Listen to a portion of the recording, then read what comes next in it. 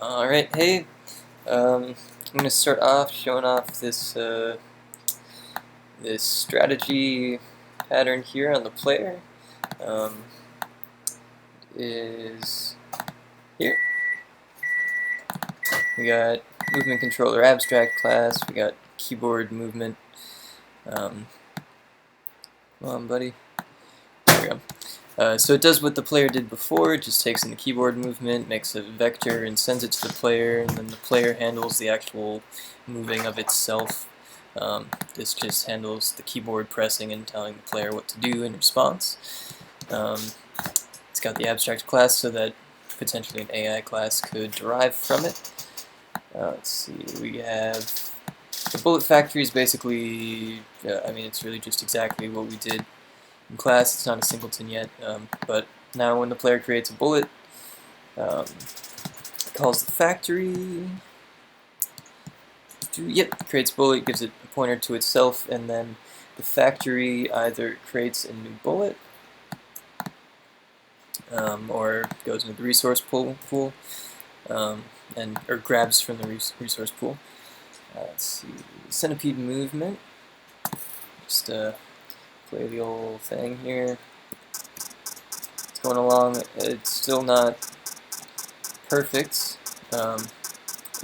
This rightmost column it thinks is the side of the screen, and I'm not sure why.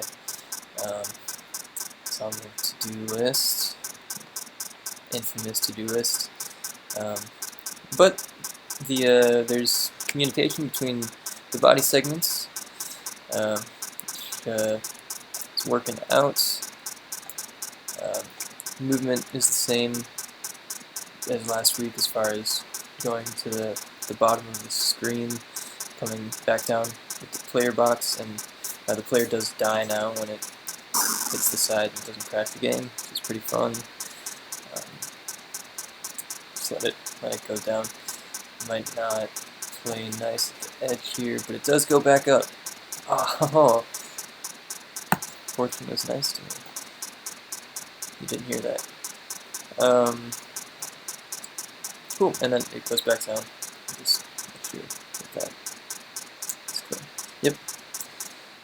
Cool. So yeah, it's a linked list. The linked list that I use to make the cells communicate is separate from the actual pieces themselves. The linked list nodes hold the centipede parts, which is an abstract class.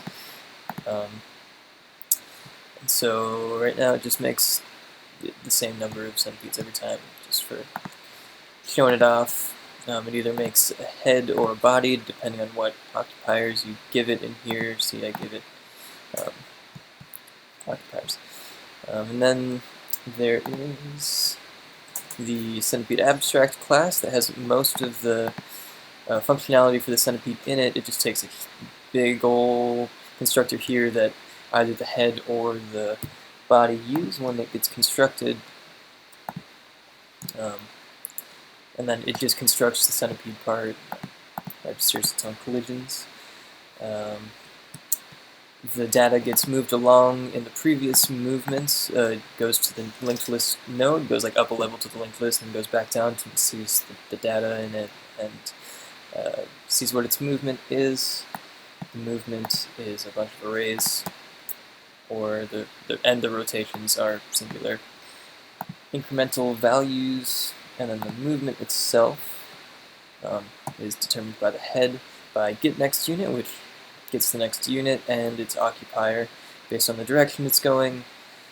And then it tells that to process grid position, which takes that information, what is in the next grid unit, and where it is, and decides what to do. If it's in the edge of the screen or mushroom, it does the proper movements, and then if the last screen hit a boundary, then it changes, or it goes back to horizontal.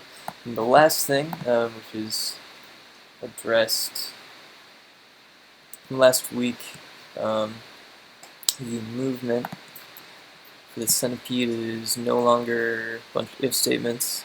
It's now, because of the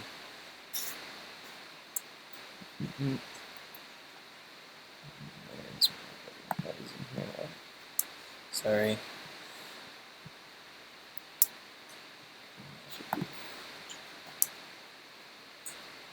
That is now, it just, there he is. Takes in a rotation angle, rotates by an increment, and takes in a vector. Yeah, I think that is everything. Thank you.